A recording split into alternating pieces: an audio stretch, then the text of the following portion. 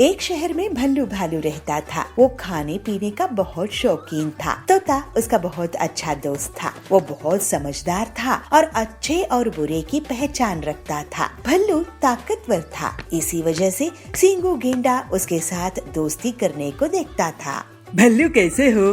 तुम तो मेरे साथ घूमते ही नहीं हो और उस पिद्दी तोते से दोस्ती करके रखे हो। तुम्हें तो अपने जैसे ताकतवर लोगों के साथ उठना बैठना चाहिए। तोता बहुत अच्छे मन का है, वो मेरा बचपन से दोस्त है। बचपन की बात अलग होती है, कमजोर लोगों के साथ रहने से बदनामी होती है। मेरे साथ घूमो, हमसे ज्यादा ताकतवर इस पूरे इलाके में कोई नहीं है, हमारा दम रहेगा। वैसे तो तुम ठीक कह रहे हो। और इस तरह से भल्लू सींगू की चाल में फंस जाता है। अब हर दिन उसी से मिलता था और उसकी ताकत के घमंड में वो भी घमंडी हो जाता है। अब भल्लू तोता से नहीं मिलता था और पूरे इलाके में सींगू के साथ ताकत के घमंड दिखाते हुए घूमता रहता था। एक दिन तोता उसके पास आकर कहता है, भल्लू सींगू की संगत छोड़ दो, तुम गंदे बनते जा रहे हो। तोता तुम छोटे हो, तुम ताकत का प्रभाव नहीं समझोगे। तुम्हारी मर्जी। भल्लू पास में ही मगरू रहता है, उसको मछलियों की दुकान है। वो मुझसे मछलियों का पैसा मांग रहा है। चलो हम चलकर उसको सबक सिखाते हैं, उसकी पूरी मछलियाँ चुरा लेते हैं। तुम्हें उसने परेशान किया, अब तो हमें उसे सबक सिखाना ही चाहिए। भल्लू और सींगू मगरू के घर जाते हैं। मगरू उस समय नहीं था। भल्लू तुम मछलियाँ चुराओ, मैं बाहर नजर रखता हूँ, कोई आएगा तो मैं तुम्हें आवाज दे दूंगा। और भल्लू मछलियाँ चुराने में लग जाता है। तभी वहाँ पर मगरू आ जाता है। मगरू को देखकर सींगू वहाँ से भाग जाता है। मगरू भल्लू को चोरी करता देखकर गुस्से में आ जाता है और वो मछली पकड़ने का जाल फेंक कर भल्लू को पकड़ लेता है। सींगू बचाओ, कहाँ हो? तुम्हारा दोस्त सींगू भाग गया है। भल्लू की बहुत पिटाई हो जाती है। तोता को जब पता चलता है तो वो वहाँ आ जाता है और भल्लू को मगरू से माफी मांगने के लिए कहता है। मुझे माफ कर दो मगरू भाई, मैं ताकत और बुरी संगत में बहक गया था। अगर तोता तुम्हारे लिए नहीं आता भल्लू तो तुम जेल में होते। मुझे माफ कर दो तोता भाई, तुम मेरे सच्चे दोस्त हो। मुझे बुरी संगत में रहने का नुकसान भुगतना पड़ा। बुरे लोग तो सिर्फ मुसीबत में ही फंसा सकते हैं। भल्लू अब से किसी बुरी संगत में नहीं रहता था। वो अब अपने ताकतवर होने का घमंड भी नहीं करता था और ये बात समझ गया था कि दोस्ती अच्छे लोगों से करनी चाहिए, बुरे लोग मुसीबत होते हैं। एक जंगल में एक बूढ़ा शेर रहता था। वो बहुत कमजोर हो चुका था और खुद से शिकार भी नहीं कर सकता था। इस तरह कमजोर होने के कारण वो भूखा रहने लगा और अपनी गुफा में सोचने लगा, अगर ऐसा ही रहा तो मैं तो इस बुढ़ापे में भूखा ही मर जाऊंगा। अगर मेरी मदद छोटू कर देगा तो मेरा काम बन सकता है। और फिर शेरा छोटू से मिलता है। छोटू तुम मेरे बीमार होने की खबर जंगल में फैला दो, बाकी मैं तुम्हें खाने में हिस्सा दिया करूँगा। छोटू शेर की बीमार होने की खबर जंगल में फैला देता है। जब जानवर शेर की तबीयत पूछने के लिए उसकी गुफा में जाते थे तो शेर उनका शिकार कर लेता था। इस तरह से बहुत दिनों तक शेर एक एक करके बहुत से जानवरों को खा जाता था और वो हट्टा कट्टा हो गया। ये तो अच्छा तरीका हाथ लगा है, अब तो मुझे जंगल में भटकने की जरूरत नहीं है, गुफा में ही शिकार आ जाते हैं। एक दिन रिंकू खरगोश सोचता है कि जंगल से जानवर कम हो रहे हैं। जो भी जानवर शेर को देखने के लिए गया है उसके बाद से दिखाई नहीं दे रहा है। ऐसा क्या राज है, पता करना होगा। और रिंकू शेर की गुफा के बाहर जाता है। महाराज शेर जी, कैसे हैं आप? कौन है? मेरी तबीयत बहुत खराब है, अंदर आ जाओ। मेरे पास ज्यादा समय नहीं बचा है। आ जाओ दोस्त, गुफा के अंदर आ जाओ। इतनी देर में रिंकू गुफा के आसपास ध्यान से देखता था। महाराज, आपकी गुफा के अंदर जानवरों के पंजों के निशान हैं, लेकिन जानवरों की बाहर आने की निशान नहीं है। कुछ गड़बड़ है। और अब तो मैं अंदर झांक कर देख रहा हूँ, गुफा के अंदर तो जानवरों की हड्डियाँ दिखाई दे रही है। फिर रिंकू वहाँ से भाग जाता है और पूरे जंगल में ये बात फैला देता है। सारे जानवर छोटू को पकड़ लेते हैं। क्यों छोटू, तुम्हारी और शेर की क्या मिली भगत है, बताओ हमें। डर के कारण छोटू सब बोल देता है। फिर छोटू की पिटाई हो जाती है और उसे जंगल से बाहर निकाल दिए जाते हैं। लगता है कि अब मैं अपने बुरे कर्मों के कारण भूखा ही रह जाऊंगा। शेर जंगल में शिकार नहीं कर पाता है और उसका भूखे रहने से बहुत बुरा अंत होता है। दूसरों की अच्छाई का फायदा उठाने से और धोखा देने का परिणाम कभी अच्छा नहीं होता है। एक समय की बात है, एक शहर में चंपक नाम का एक शेर पापा अपने परिवार के साथ रहता था। उसके 2 बच्चे भी थे जिनका नाम रिंकू और पिंकी था। चंपक के अंदर एक बहुत ही गंदी आदत थी। वो आदत थी आलस की। वो सुबह जल्दी नहीं उठ पाता था और देर तक सोता रहता था। पापा, आपकी वजह से हमें स्कूल जाने में बहुत देरी हो जाती है और टीचर से भी हमें बहुत डांट पड़ती है। आप सुबह जल्दी उठा करो ताकि आप हमें समय से स्कूल छोड़ सको। अरे बच्चों, मैं सुबह, यही तो दिक्कत है। मैं चाहकर भी सुबह जल्दी नहीं उठ पाता हूँ। बहुत कोशिश करता हूँ पर नींद खुलती ही नहीं। हम भी तो जाग जाते हैं, आपकी नींद बस पूरी नहीं होती। बच्चों, मैं एक ऑटो तुम्हारे आने जाने के लिए लगा दूंगा जो तुम्हें समय से स्कूल ले जाएगा और वापस भी ले आएगा। तभी चंपक पापा के पापा यानी कि दादाजी आते हैं। बच्चों के लिए ऑटो लगा देगा लेकिन सुबह जल्दी नहीं उठेगा। अरे पापा, आप फिर शुरू मत हो जाना। ऐसा कहकर चंपक पापा काम के लिए निकल जाते हैं पर वो ऑफिस देर से पहुंचते हैं। पर उन पर तो इस बात का कोई फर्क ही नहीं पड़ता था। ये उनके लिए कोई नई बात नहीं थी। वो तो हमेशा ही लेट आते थे और बॉस की डांट सुनते थे। बॉस, चंपक टाइम देखो, आज तुम पूरे 2 घंटे लेट हो। तुम्हारी वजह से क्लाइंट भी चला गया। सॉरी सर, पर मेरी पत्नी की तबीयत बहुत खराब है, इसलिए घर की सारी जिम्मेदारी मेरी कंधों पर आ गई है। मुझे ही बच्चों को तैयार करना है, खाना बनाना है और स्कूल छोड़कर आना पड़ता है। बस इसी में लेट हो जाता हूँ। बॉस को चंपक पापा की बातें सुनकर तरस आ जाता है और वो उसे आगे कुछ नहीं कहते। लेकिन पापा अपनी आदत से अभी भी बाज नहीं आते और हमेशा की तरह ऑफिस लेट पहुँचते हैं और हर दिन एक नया बहाना बनाते हैं। एक दिन तो बॉस को बहुत गुस्सा आ गया और उन्होंने चंपक से कहा, आज से तुम 1 घंटे बाद घर जाओगे। सबके जाने के बाद तुम्हें 1 घंटा रुककर ऑफिस में काम करना है, समझे? ठीक है सर। चंपक को 1 घंटे और रुककर काम करने से कोई फर्क नहीं पड़ा, बल्कि वो तो इस बात से बहुत खुश था। तभी चंपक के पास उनके एक कलीग आए जिनका नाम चुन्नू बंदर था। अरे चंपक भाई, मुझे तो आपकी बहुत फिक्र हो रही है। आप ध्यान से काम करना क्योंकि रात को यहाँ भूत आते हैं। एक बार मैं ऑफिस में रुका था तब एक भूत ने मुझे पकड़ लिया था। तो भगवान का लाख लाख शुक्र है कि मैं बच गया, पर उसके बाद से आज का दिन है मैं कभी ऑफिस में रात को नहीं रुका। ऐसा कहकर चुन्नू बंदर वहाँ से चला जाता है। अरे ये सब तो कहने की बातें हैं, असल में कोई भूत वूत नहीं होता। मैं तो 1 घंटा सो जाऊंगा और फिर घर जाऊंगा। काम कौन करने आया है यहाँ? 5 बज जाते हैं और सभी लोग ऑफिस से चले जाते हैं। चंपक अपने कैबिन में ही बैठा रहता है और सबके जाने के बाद सो जाता है और खराटे लेने लगता है।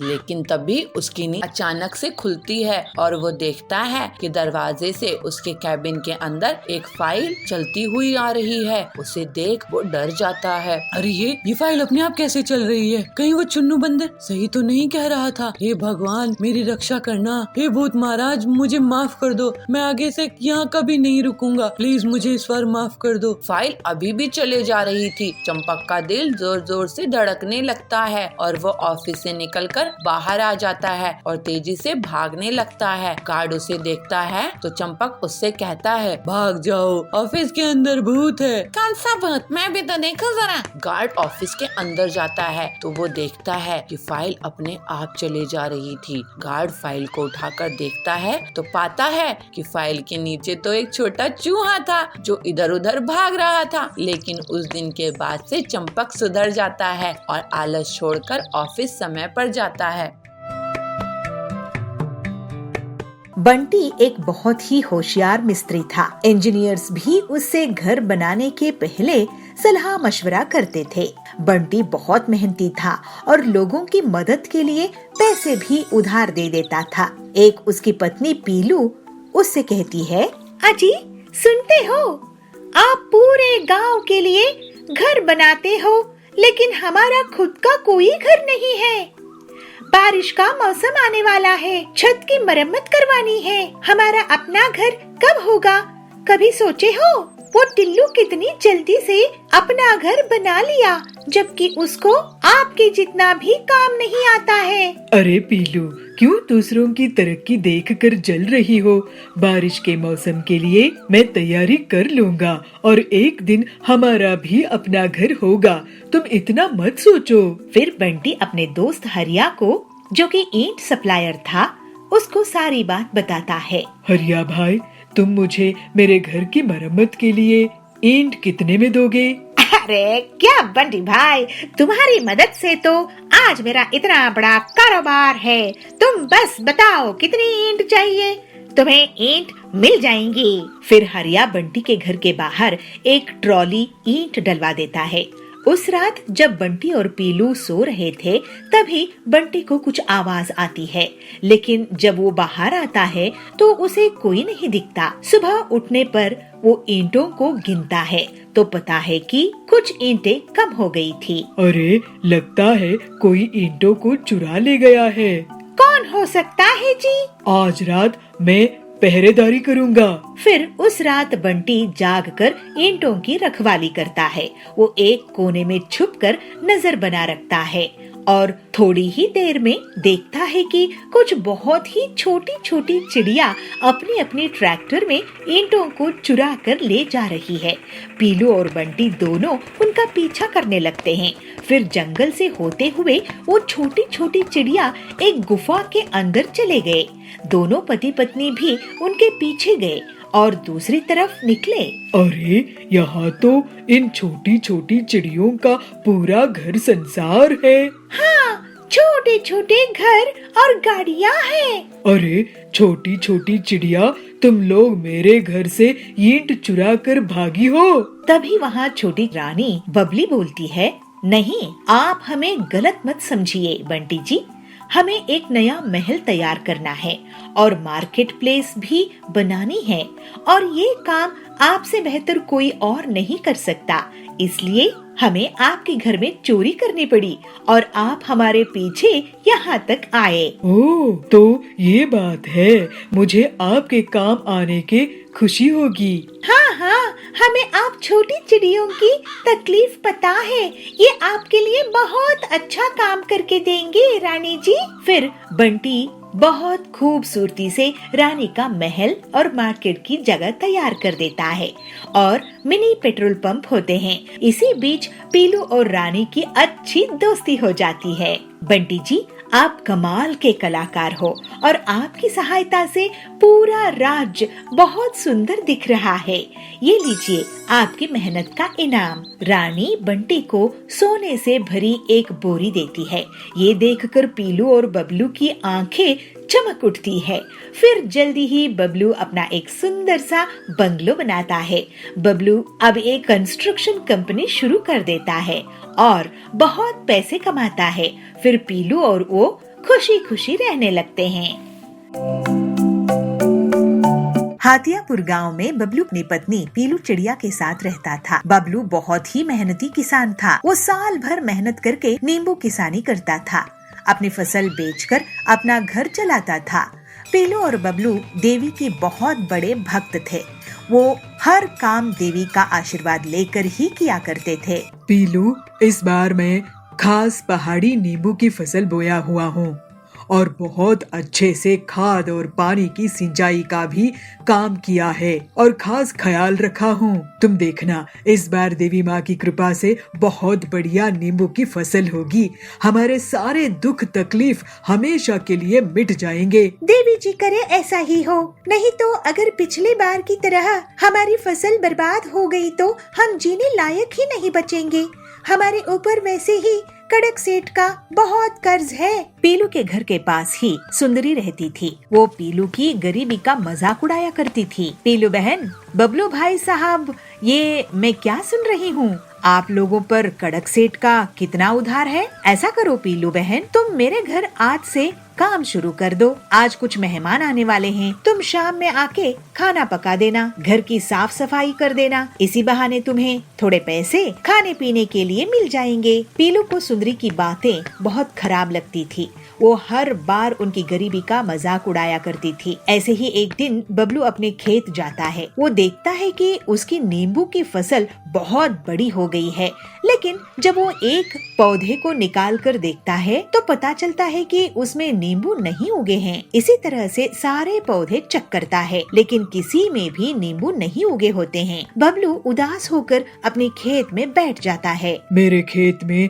नींबू क्यों नहीं उगे हैं? ऐसे तो मैं बर्बाद हो जाऊंगा। मेरे खेत में फसल क्यों नहीं उग रहा है? ये बंजर जमीन भी तो नहीं है, लेकिन हर बार फसल बेकार हो जाता है। हे देवी माँ, ये कैसी परीक्षा ले रही हो हमारी? अब आप ही इस मुसीबत से बाहर निकालो, नहीं तो मेरा और पीलू का जीव आप ले लो। हम वैसे कर्ज के कारण नहीं जी पाएंगे। ऐसा सोचकर बबलू रोने लगता है, लेकिन जैसे ही उसके आंसू उसकी फसल में गिर जाती है तो अचानक से खेत में सोने की नींबू उग जाते हैं। नींबू की चमक झलकने लगती है तो बबलू उन्हें देखता है। हे देवी माँ, आपकी बहुत कृपा है। आपने मेरा और मेरी पत्नी का जीवन बचा लिया। आपका बहुत बहुत शुक्रिया। मेरे खेत में तो सोने के नींबू आ गए हैं। अब मेरा उधार चुक जाएगा और गरीबी दूर हो जाएगी। फिर बबलू एक बोरी में सोने के नींबू भर लेता है। बबलू एक सोने का नींबू बेचकर घर का राशन ले आता है और पूरा कर्ज भी चुका देता है।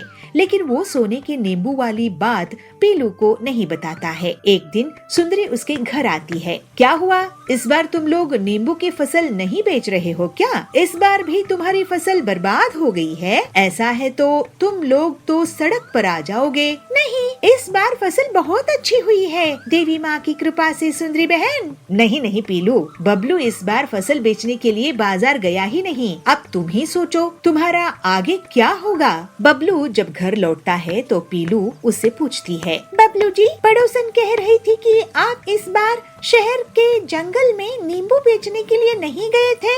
अगर हमारी नींबू की फसल ही नहीं हुई है तो आपने घर का राशन कहाँ से लेकर आए हो और अपने तो पूरे कर्ज भी चुका दिए हो। इसके बाद बबलू पीलू को सोने के नींबू से भरी हुई बोरी दिखाता है। खिड़की से सुंदरी भी उस सोने की नींबू की बोरी देख लेती है। अरे, इनके पास तो बोरी भरकर सोना है, ये तो मेरे कब्जे में होना चाहिए। ऐसे सोचकर वो उनके घर चली जाती है। तुम दोनों गरीबों को खाना नसीब नहीं हो रहा होगा, ऐसा करो तुम मेरे घर खाना खाने के लिए आ जाओ, ऐसे बोल के जाती है। सुंदरी को पीलू और बबलू मना नहीं कर पाते और उसके घर चले जाते हैं। वहाँ सुंदरी उन्हें बहुत बड़ी थाली परोस कर लाती है और उन्हें खाने के लिए दे देती है। जब दोनों पति पत्नी खा रहे होते हैं तो वो चुपचाप उनके घर चली जाती है और सोने के नींबू चुराने की कोशिश करती है। लेकिन जैसे ही वो नींबू उठाती है, एक नींबू पत्थर में बदल जाता है और उसके पैर में गिर जाता है। उसके चीखने की आवाज सुनकर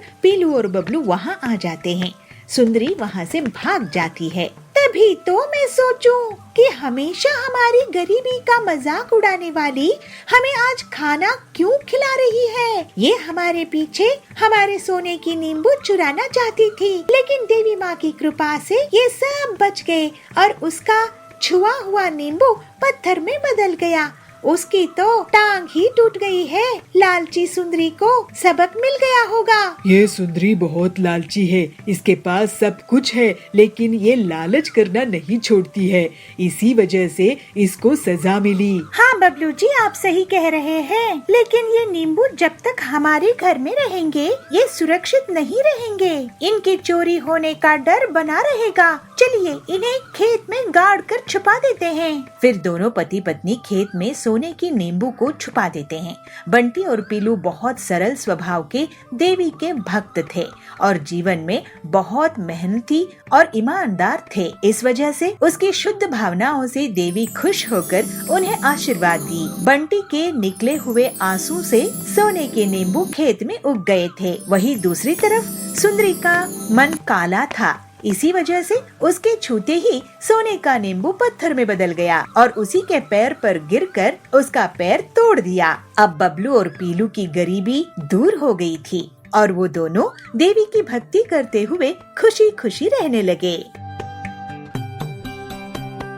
जामपुर गांव के जंगल में पीलू और सुंदरी दो पड़ोसन रहती थी। दोनों बहुत अच्छी सहेलियां थी। पीलू एक सीधी साधी साफ मन की गरीब चिड़िया थी, तो सुंदरी एक चालाक और लालची कव्वी थी। दोनों के खेत बगल बगल में थे। एक दिन पीलू का पति बंटी काम से लौट रहा था, तभी उसका एक मोटर कार से एक्सीडेंट हो गया और उसके हाथ पांव टूट गए। पीलू पर घर संभलने का बोझ आ गया था। पीलू अपने पति से कहती है, सुनिए जी, मैं अपने खेत में और ज्यादा मेहनत करूंगी और जो भी कमाई होगी उससे मैं आपका इलाज कराऊंगी। तो बंटी कहता है, पीलू, मैं तुम पर बोझ नहीं बनना चाहता, भगवान करे मैं जल्दी से ठीक हो जाऊं। एक बार दोनों सहेलियों ने मक्के की खेती की। पीलू को सुंदरी से ज्यादा फसल आई। सुंदरी इस बात से मन ही मन जलने लगी। पीलू को मक्के की बहुत अच्छी फसल हुई है, मुझे इसकी फसल को नष्ट करने का कोई रास्ता निकालना होगा, ऐसे सुंदरी सोचती है। फिर एक दिन सुंदरी पीलू के पास जाती है और उससे कहती है, पीलू, मैं तेरे लिए ये साधु महात्मा से वरदान में बीज लेके आई हूँ। ये बीज अगर तू अपने खेत में बो देगी तो तुझे 10 गुना ज्यादा फायदे वाली फसल होगी। पीलू कहती है, अरे वाह सुंदरी बहन, तुम कितने साफ दिल की हो। तुम्हें जो साधु महात्मा से जादुई बीज मिले थे वो तुम मुझे दे रही हो। तो सुंदरी बोलती है, हाँ बहन, क्या है ना, तुम बहुत ईमानदारी से अपनी खेत का ख्याल रखती हो और तुम्हें भाई साहब की सेहत का ख्याल भी रखना है, तो इसलिए ये बीज मैं तुम्हें दे रही हूँ। कुछ दिनों बाद पीलू अपने खेत में सुंदरी के दिए हुए बीज बोने लगती है और सुंदरी ये देख के बहुत खुश होती है। पीलू रोज अपने खेत में पानी देती है, लेकिन बहुत दिन बीतने के बाद भी उसके खेत में फसल नहीं उगती। पीलू सुंदरी से कहती है, अरे सुंदरी बहन, तुमने जो साधु महात्मा के बीज मुझे दिए थे उसमें से तो फसल उग ही नहीं रही है, लेकिन तुम्हारी खेत की फसल तो बहुत तेजी से बढ़ रही है। तो सुंदरी कहती है, तुम फिक्र मत करो पीलू, ये बीज बेकार नहीं जाएंगे। ऐसे ही कुछ दिन और बीत जाते हैं, लेकिन पीलू के खेत में कोई फसल नहीं आती है। हाय, मैं तो लुट गई, बर्बाद हो गई। मुझ गरीब के खेत में इस बार कोई फसल नहीं होगी। अब मैं इनका इलाज कैसे करवाऊंगी, घर का खर्च कैसे चलाऊंगी। लगता है ये खेत अब बेचना पड़ेगा। तो बंटी कहता है, पीलू, इतनी दुखी मत हो, हम अपना खेत नहीं बेचेंगे, चाहे जो हो जाए। तुम मुझे वो बीज दिखाओ, मैं शायद कुछ मदद कर सकूं। पीलू बीज दिखाती है। ये देखिए जी, ये है वो बीज। तो बंटी बोलता है, अरे ये बीज नहीं है पीलू, ये मछली के अंडे हैं। सुंदरी ने हमारे साथ चालाकी की है। अब मैं तुम्हें एक आइडिया देता हूँ। बंटी पीलू के कान में कुछ कहता है और फिर पीलू मछली की दुकान में जाकर बहुत सारी मछलियाँ ले आती है। पीलू उन मछलियों को अपने खेत में लगा देती है और पीलू सुंदरी को बुलाती है, सुंदरी बहन, ओ सुंदरी बहन, जरा घर से बाहर तो आओ। सुंदरी आती है। क्या हुआ पीलू, क्यों आवाज लगा रही हो? अरे जरा मेरे साथ मेरे खेत में चलो, चल कर तो देखो। दोनों खेत में जाती है। सुंदरी आश्चर्य से बोलती है, अरे ये क्या पीलू, ये मछलियाँ कहाँ से उगी है? ये मछलियाँ कहाँ से आई तुम्हारी खेत में? तो पीलू कहती है, ये तो तुम्हारे दिए हुए साधु महात्मा का बीज का कमाल है। ये सुनकर सुंदरी बहुत गुस्से में आ जाती है और वो अपने खेत की फसल को उखाड़ने लगती है और उसे पीलू के खेत की तरफ फेंकने लगती है। तो पीलू कहती है, अरे सुंदरी बहन, ये क्या कर रही हो? अपनी खेत को क्यों बर्बाद कर रही हो? तो सुंदरी कहती है, पीलू, मैं भी मछलियों की खेती करूंगी। तुम इस मक्के की फसल को भी अपने खेत की बची हुई जगह में लगा लो। सुंदरी के मछलियों के बीज को बोने के बाद भी उसके खेत में मछलियों की फसल नहीं उगती है। दूसरी तरफ पीलू की खेत में मक्के की फसल लहलहाने लगती है। पीलू बहुत खुश होती है। सुंदरी पीलू से कहती है, पीलू, तुम्हारी बीज कैसे मछलियों की फसल उगा दिया, जबकि मेरे बीज से तो मछलियाँ उग ही नहीं रहे हैं? तो पीलू कहती है, अरे बहन, तुम साधु महात्मा का आशीर्वाद लेना भूल गई, इसलिए तुम्हारी फसल नहीं आई। तुम उसी साधु महात्मा से आशीर्वाद ले आओ। तो सुंदरी कहती है, पीलू, मुझे माफ कर दो, मैं तुम्हें धोखा देकर मछलियों के अंडे दिए। मैं तुम्हारी मेहनत से जलती थी, मेरे पास किसी साधु महात्मा के बीज नहीं थे। तो पीलू कहती है, सुंदरी, तुम्हें ऐसा नहीं करना चाहिए था, मेरे पति की जान खतरे में है। तो सुंदरी कहती है, मुझे माफ कर दो बहन, अब मैं ऐसा कभी नहीं करूंगी। पीलू बोलती है, मुझे खुशी है कि तुम सही समय पर सुधर गई। इसके बाद से सुंदरी पीलू के साथ मिलजुल कर रहने लगी और पूरी ईमानदारी से अपना जीवन जीने लगी। इस तरह से पीलू भी अपने पति का अच्छे से इलाज कराकर उसके साथ हंसी खुशी रहने लगी।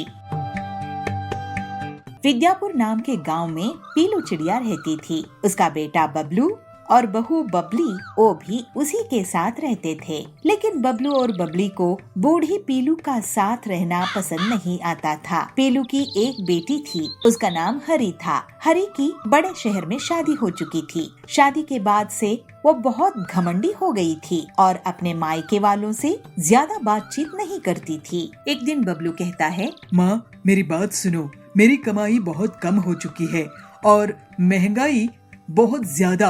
मैं तुम्हारा खर्चा वर्चा नहीं उठा पाऊंगा और गांव में हमारा कोई रिश्तेदार भी नहीं है जहां मैं आपको छोड़कर आ सकूं।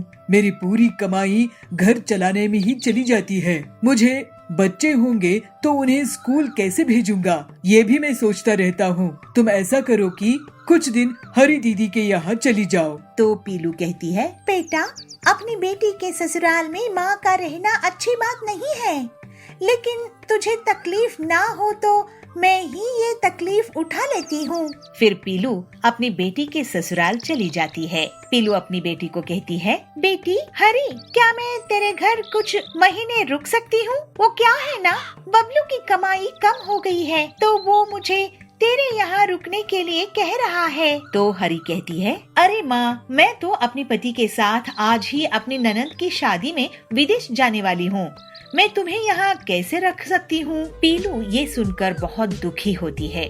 वो रोने लगती है, हे भगवान, इस बुढ़ापे में मेरे बच्चे कैसे हैं जो मुझे सहारा नहीं दे सकते हैं। मुझे अपने हाल में ही छोड़ दिया है, लेकिन मैं भी हिम्मत नहीं हारूंगी। फिर थोड़ी देर में कुछ सोचकर वो एक सुनार के पास जाती है और पीलू वहाँ पे कहती है, सुनार भैया, आप ये मेरे कान के सोने की कुंडल गिरवी रख लो और मुझे इसके कुछ पैसे दे दो। तो सुनार कहता है, इस कुंडल के तो मैं आपको 5,000 ही दे पाऊंगा पीलू बहन। पीलू उन 5,000 को लेकर एक छोटी सी किराए की झोपड़ी में चली जाती है और मन में सोचती है, इन पैसों से तो 1 महीने का गुजारा हो जाएगा। उसके बाद मेरे पास खाने के लिए भी पैसे नहीं बचेंगे और मैं मुसीबत में पड़ जाऊंगी। मुझे काम शुरू करना चाहिए, लेकिन इतने पैसों से मैं सिर्फ लड्डू बनाने का काम ही शुरू कर सकती हूँ। फिर अगले ही दिन से पीलू बूंदी के लड्डू बनाकर गांव में एक स्कूल के बाहर बेचने लगती है। पीलू आवाज लगाती है, बूंदी के लड्डू ले लो, बूंदी के लड्डू, गर्मा गर्म बूंदी के लड्डू, मीठे मीठे बूंदी के लड्डू। वहाँ पर सुंदरी आती है। बहन, बूंदी के लड्डू कितने की है? तो पीलू कहती है सिर्फ 20 रुपए की 4। तो सुंदरी कहती है मुझे पहले एक चखने के लिए देना। तो सुंदरी एक लड्डू खाती है और कहती है वाह बहन, तुमने तो कमाल के बूंदी के लड्डू बनाए हैं। ये लो पैसे, मैं और भी लोगों को तुम्हारे पास भेजूंगी। गरीब को इतना स्वादिष्ट और अच्छा बूंदी के लड्डू नसीब नहीं होता है, वो सब बहुत खुश होंगे। घर लौटते समय पीलू को 2 गरी मिलती है। पीलू उन दोनों चिड़ियों को भी बूंदी के लड्डू दे देती है। इस तरह से जल्दी ही पीलू की दुकान चल पड़ती है और उसके पास इतने ग्राहक आते हैं कि वो अकेले काम नहीं कर सकती थी। पीलू रोज बूंदी के लड्डू बनाती और 2 बूंदी के लड्डू उन गरीब चिड़ियों को दे देती थी। तभी वहाँ पे सुंदरी आती है और कहती है सुनो पीलू चिड़िया, मैं इस स्कूल की प्रिंसिपल हूँ। स्कूल में रिपब्लिक डे सेलिब्रेशन होगा। आप हमारे स्कूल के लिए 500 लड्डू का ऑर्डर ले लो। ये सुनकर पीलू बहुत खुश हो जाती है और मन में कहती है अब रिपब्लिक डे आने वाला है, बूंदी लड्डू लोगों को बहुत पसंद आ रहे हैं, लेकिन अब मुझे और भी लोग चाहिए। क्यों ना मैं उन गरीब चिड़ियों को काम पर लगा लूं? पीलू उन चिड़ियों से कहती है सुनो, तुम दोनों यहाँ पर भीख मांगती हो, मैं तुम्हें एक काम दे सकती हूँ अपनी दुकान में, अगर तुम करना चाहो तो लवली कहती है बहन, मेरा नाम लवली है। मैं एक अमीर घर से थी, लेकिन मेरे बच्चों ने मुझे घर से निकाल दिया तो मैं यहाँ हूँ। तब और एक चिड़िया कोयल कहती है मैं भी अच्छे घर से थी बहन, मेरी भी यही कहानी है। हम तुम्हारे साथ काम करेंगे और मेहनत से पैसे कमाएंगे।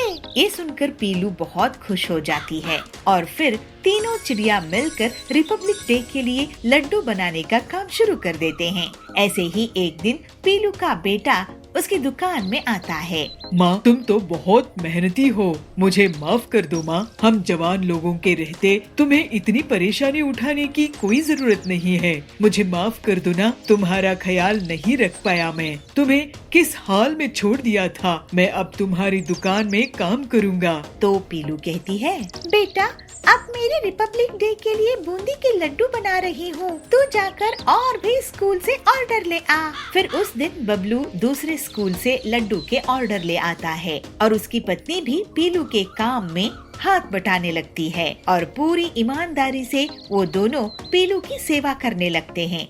जल्दी ही पीलू सभी की मदद से सभी स्कूलों का ऑर्डर पूरा कर देती है और रिपब्लिक डे में सुंदरी उसे स्पेशल मेडल भी देती है, जिससे पीलू और उसका परिवार बहुत खुश हो जाता है। इस तरह से पीलू अब अपने परिवार में खुशी खुशी रहने लगती है।